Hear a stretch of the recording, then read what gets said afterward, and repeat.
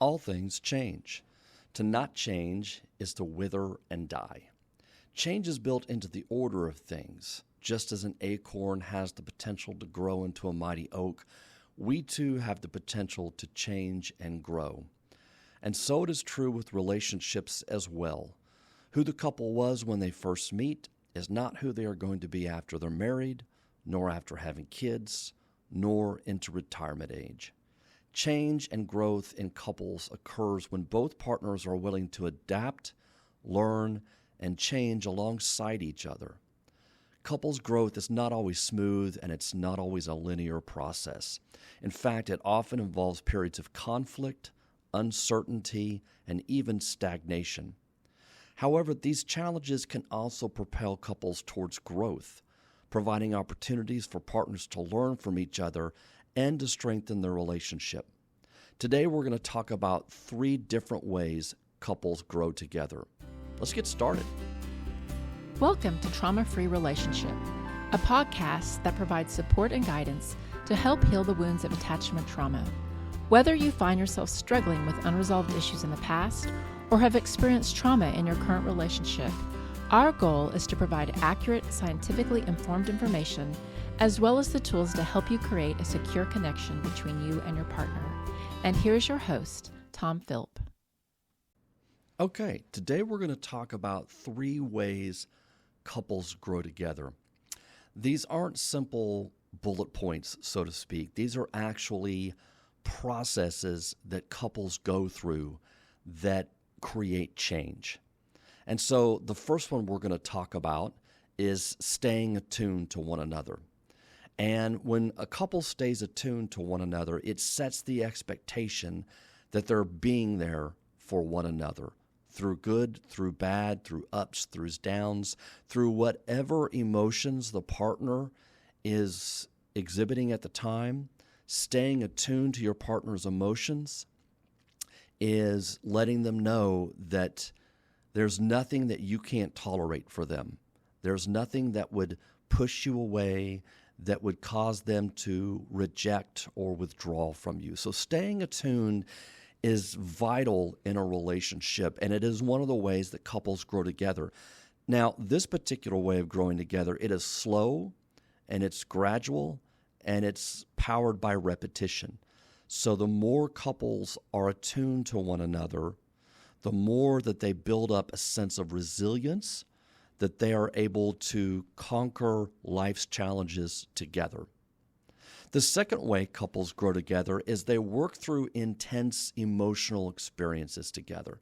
So an intense emotional experience sets the expectation that the couple can work through difficult times and they can get through them together. And so in the life of a couple, there are times, maybe job losses, death of family members, that cause strong emotions to emerge in the relationship or in one of the partners. And when the couple's able to work through those intense emotional experiences together, they really send a signal to one another that yes, there are hard times, but we can cling to each other during difficulties and we can get through them hand in hand. And so this type of change, working through intense emotional experiences, unlike staying attuned, which is through slow, gradual change and repetition, this is change through the power of intensity, not duration. So it's the intense moment, maybe it's a trauma that's beset the couple, but it's the intensity of that actually causes the couple to change. And then the third way we're going to discuss today is repairing ruptures. Repairing ruptures teaches the couple how to understand their triggers and vulnerabilities. And change this way is powered by couples learning how to repair in order to gain a deeper understanding of each other and a deeper connection. So change is powered through coming back together, having a deeper understanding of what caused the rupture in the first place, and being able to integrate that information into the life of the couple as a whole so that they can then grow together and adapt together based on that new information. So those are the three ways that we're going to talk about today that demonstrate how couples grow together. So let's dig in. Let's talk about the first one, staying attuned. Staying attuned, as I said, sets the expectation that you are there for your partner. It sets the expectation that there's nothing that emotionally they can do that is going to drive you away, that you can tolerate their full range of emotions. And so, as I said, this type of change is powered slowly, gradually, and through repetition. And by attuning, I simply mean that when we attune, that we're able to track our partner's emotions so that we are emotionally available, responsive, and engaged to whatever's going on with our partner. So attuning to your partner feels attuning to them, not necessarily to you. So it's really a very subjective thing. What might feel attuning to you in that moment may not feel attuning to them, but being attuned allows you to make adjustments so that you are showing up for them in the way that they need, not necessarily the way you like. Let me give you an example. When I'm angry, the last thing I want is to be hugged. I don't know why. And my wife, bless her heart, she wants to hug me. She wants to soothe me in that moment. But that is anything but soothing to me. So when she wants to give me a hug, it does not calm me down. It does not soothe me. It's not comforting.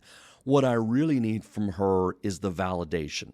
I need the words to say, yes, I understand why you're upset. Yes, that would make me angry too. That is actually more of a soothing, validating, calming, attuned approach for me than trying to give me a hug. Not true with her. When she's upset, she likes hugs. She likes it when I wrap my arms around her and I might give her a big old bear hug.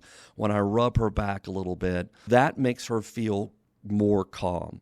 So when we talk about attuning to our partner, I do think it's important for us to keep in mind that attunement is often the way our partner wants to receive it and need it in that moment, not necessarily the way we always want to give it. I think another great example is when your partner has come home and had a hard day and they're venting to you about work issues, whatever it might be. And you might go into problem-solving mode. And maybe you're even doing this from a place of care and concern. You don't like it when your partner's upset. It makes you upset as well. You want to help them by helping solve their problem. And so you launch into an array of problem-solving suggestions only to find that it might actually escalate an argument. Because in that moment, your partner is not needing you to solve their problems. They're just needing you to validate and empathize with their struggle, with their frustration. And so that's another example of how we tune to our partners, and it's based on what they need, not necessarily on what we think they need in the moment. So again, and I think this bears repeating over and over and over, attuning is being able to track your partner's emotions so that you are able to be emotionally available, responsive, and engaged to where they are in the moment. I like the way that sounds. Let me say that one more time. Attuning to your partner is your ability to be able to track your partner's emotions so that you are able to stay emotionally available, responsive, and engaged to what they need in the moment. That's attunement.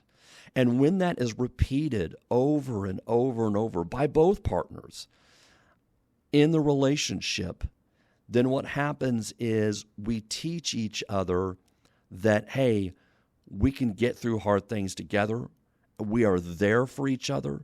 And when I need my partner, I can trust that they're going to show up because they show up in the little ways. They show up in my little frustrations. They show up in my little bursts of anger sometimes. They show up in my sadness when I'm sad over something little. And because they show up over these little emotions, I have faith and I believe that they're also going to show up in the big emotions as well.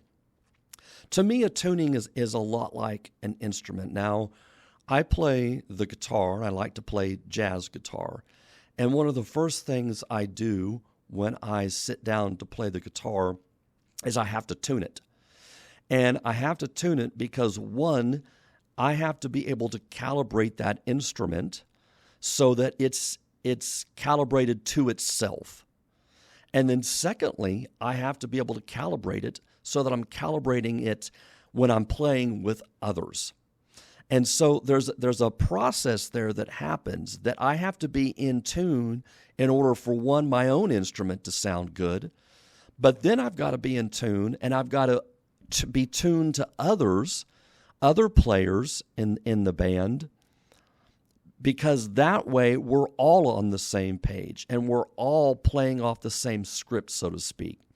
So being attuned to your partner is as much about you trying to understand and regulate your own emotions as it is about you trying to track your partner's emotions. Because when that happens, then you have that ability, just like when we play an instrument with other players, you've got that ability to be able to be in tune because you're fine-tuning your own instrument, but then you're also collectively tuning things together. And so you have the potential to sound amazing together and to be amazing together when you can sort of attune your own instrument and be in tune with your partner. I also think about this from even clinical examples. One of the things that happens oftentimes is I've got to be able to be attuned to the couples that are coming in. And one of the challenges of working with couples is I don't just have one person I'm trying to attune to, but I've got two people that I constantly have to fluctuate back and forth. What is attuning to this partner in one moment may be a misattunement to the other partner.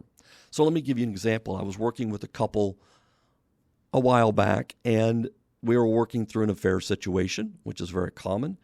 And at the end, they were sad and they were upset, and they had every right to be. And the partner that had the affair was incredibly regretful, very apologetic, but there was just a lot of sadness still in the room. So they were doing everything right, but it was just a sad moment. And sort of towards the end of the session, I was trying to interject some hope for them. And I said something to the extent that, right now, this is a really difficult time in your lives and in your relationships in particular. And you've written a story up to this point, but this doesn't have to be the end of the story. And the look I got, especially from one of the partners, was sort of, I could just tell immediately that was such an unattuned thing to say in that moment. They just needed me to join them in the sadness. They didn't need me to try to make it better or to try to inject a little bit of hope or to try to give them any inspiration. They just needed me to sit there. And when I recognized that, when I got that look from that partner, I immediately backtracked and I said, you know what, that was really not very attuned to me. I apologize. This is just a sad moment, and it's okay to be sad, and we can all just sit in this sadness. And that was a way that I was able to fix it. That was a much more attuned response for them that they needed in that moment. So to recap, one of the ways couples change is through attunement. And by attunement, you're tracking your partner's emotions, and you're trying to figure out where they are so that you can be emotionally available and responsive and engaged to what they need in the moment. This also means oftentimes you have to be attuned to your own emotions in the moment. Because if you're in a different place than they are, then sometimes it can be very difficult to stay attuned to your partner. So much like being able to tune your instrument, tune your own guitar in this particular case, in order to then blend with the other musicians, which I think this is just a great little example, you've got to be able to attune to yourself. What feelings are coming up for you in that moment that might make you misattuned? Are you seeing your partner sad and it's difficult for you to handle sadness, so you just want to fix it for your partner? You want to make sure that they get out of their sadness because it makes you feel better. If so, then that's likely going to cause a misattunement between you and your partner. But when the couple has the capabilities to attune to each other through the full range of emotions that are required to get through life together, then it sends a very strong signal that you can show up for each other for the big things that happen, not just the little things. Okay, the second way that couples grow together is they work through intense emotional experiences together. And as I mentioned in the prologue, these intense emotional experiences set the expectation that the couple can work through hard times together. And change is actually powered by intensity, not duration. So think about it this way. If you're lighting a fire and you throw a log on the fire, that log is going to burn. But a log burns much brighter when you put another log on the fire. So when you join two logs together, it can generate more heat. And so it is true with couples as well. Your bond can actually deepen by facing challenges together. By you can generate more heat and more flame and more fire when you face those challenges together. And so one example, I think, is oftentimes, and I've mentioned this before, there might be an affair in the relationship. And I work with a lot of affairs. And one of the things I can often see is if it doesn't break the couple initially, meaning if one of the partners, when it's discovered, the affair is discovered, are done. And there's just no coming back from that for the partners. And sometimes they don't know right away. Sometimes it takes them a while. Sometimes there's just hurts that are too big. The person can't get over it. But there's often times where the couple is able to get past it and they desire to get past it. And so what happens is affairs can often wake the couple up to what was happening in the relationship prior to the affair. So this is often the case where things weren't quite right. And let me take a moment here. I'm not excusing any behaviors that occur. I'm not excusing an affair. I'm not trying to suggest that it's okay because there were issues in the relationship. The person chose it. It was wrong, period, end of statement. But once you get past the intense emotional experience of it, it can really wake up a couple and help them understand what was going on in the life of the relationship, what cycles they were caught up in that were dominating the relationship prior to the affair. So sometimes intense emotional experiences can sort of be a shot across the bow of the relationship, so to speak. And it can pull couples, and especially individuals, out of certain mindsets that they had. In this particular example, I'm thinking about one partner really felt like the other partner did not care for them at all. And what they came to realize after the affair was that they had this mindset and it was wrong. And so it woke them up. It pulled them out of their malaise.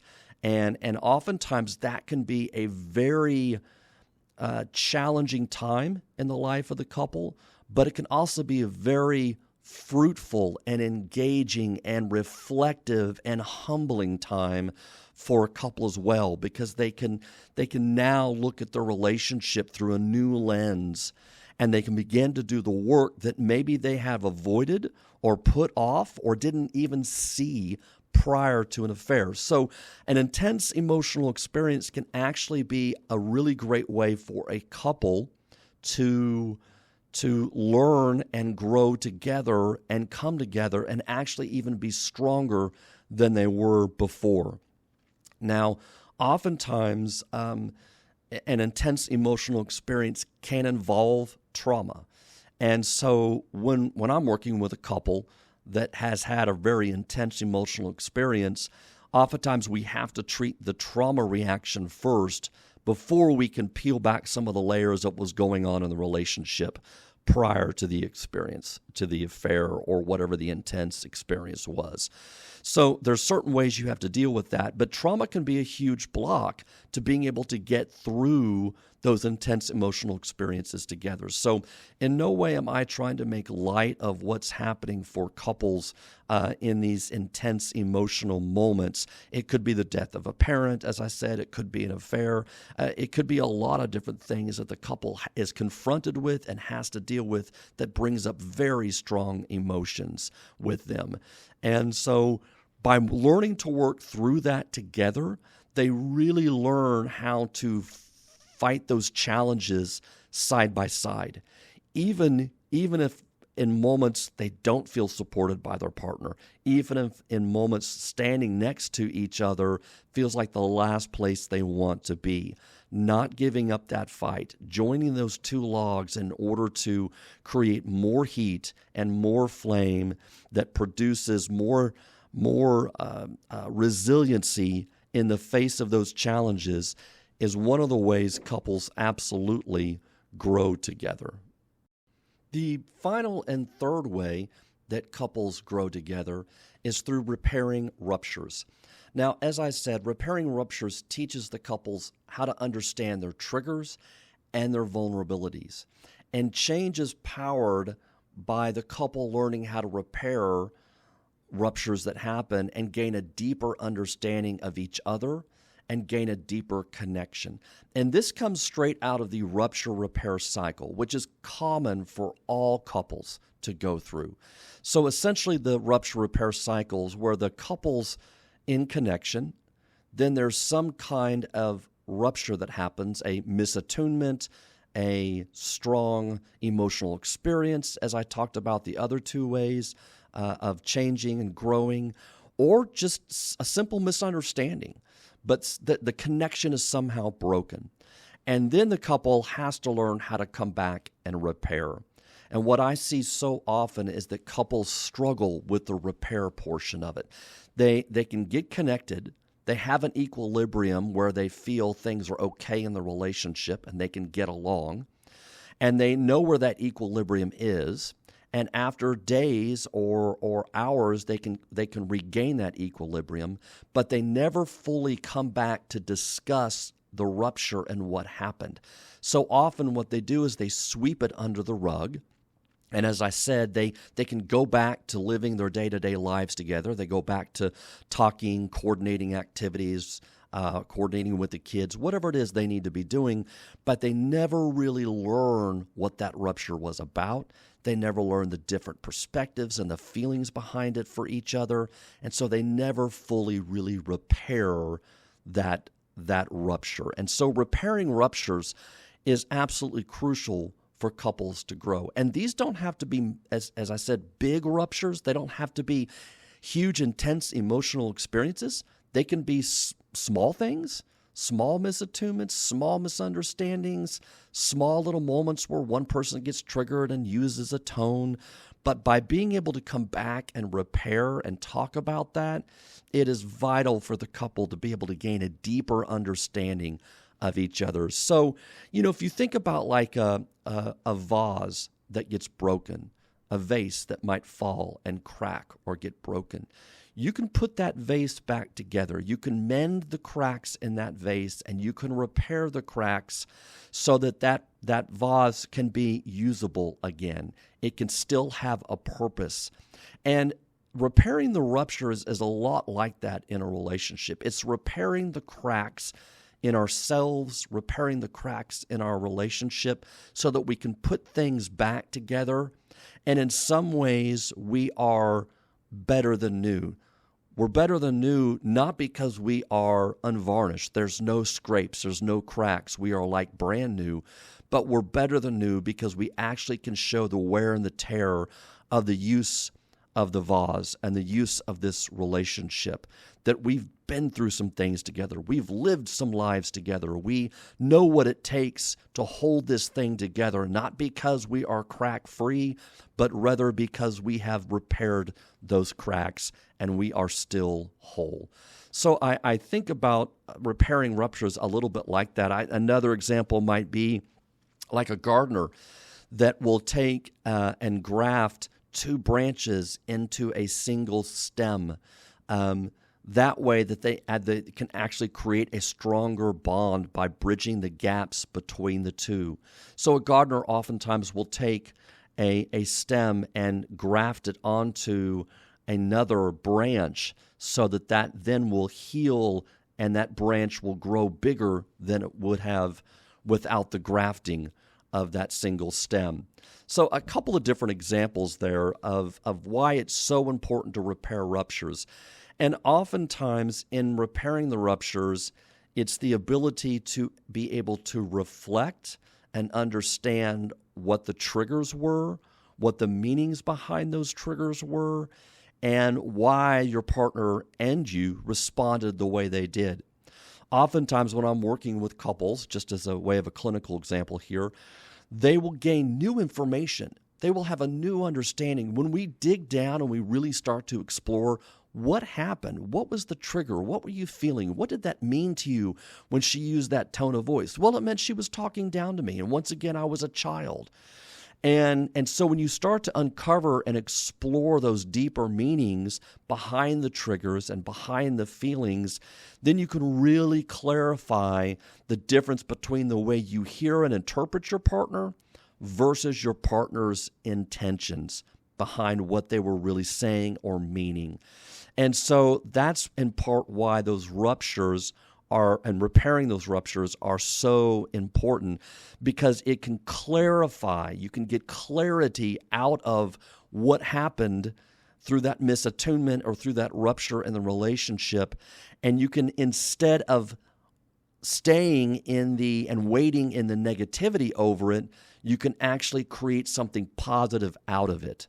And so repairing ruptures is the third way that couples really learn to grow together. And it's absolutely vital for the couple to be able to sort of understand at a deeper level what happened, what the misattunement was about, in order to continue to grow together. And there's a significant amount of research that shows that when couples learn to repair, it's actually sort of washed out of their body. It's washed out of their system. And what I mean by this is couples that repair, oftentimes then they don't hold on to the negativity of what the original rupture was even about. So oftentimes I'll have couples that have been in treatment for a while and they're doing great and they're really changing their cycles, and they'll come in and they'll say, well, there was something that happened this week, but the heck if I know what it was about. And so they can't even remember. They kind of remember there might have been a little disagreement, but you know what? We worked through it.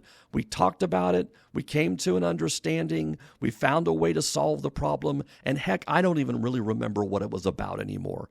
And so that's a great sign that couples that know how to repair ruptures don't even recall the negativity nor the content of what ruptures were about in the first place. And that's because as a couple, you guys have learned to be able to repair those so that they are just washed out of the system. They're washed out of the body, and it's not something you hang on to as well. So those are three different ways that couples learn to grow together. And one thing you might notice is this is not sort of a list of skills that couples do to each other or with each other to grow together. That this list is actually processes. These are things couples go through. If you've been together long enough with your partner, you're going to have misattunements, you're going to have ruptures, and you're going to have strong emotional experiences together. But it's through these three different processes that couples can learn to really grow and change together. As individuals, we are constantly evolving, and our relationships must adapt to this growth. In order for couples to thrive, they must embrace change and find ways to foster personal and shared growth. Change can be a daunting prospect, but it's also an opportunity for couples to deepen their connection and discover new aspects of themselves and each other. By embracing change, couples can create a relationship that's dynamic and ever evolving. Hey, change is inevitable, but it does not have to be destructive. By embracing change and fostering personal and shared growth, Couples can create relationships that are strong, resilient, and enduring. Thank you for listening, and we'll talk to you next time. Thank you for listening to Trauma-Free Relationship, a podcast for the healing of attachment trauma. You can find us on Facebook, Instagram, or our website at traumafreerelationship.com. Be sure to look for our next episode on your favorite streaming service.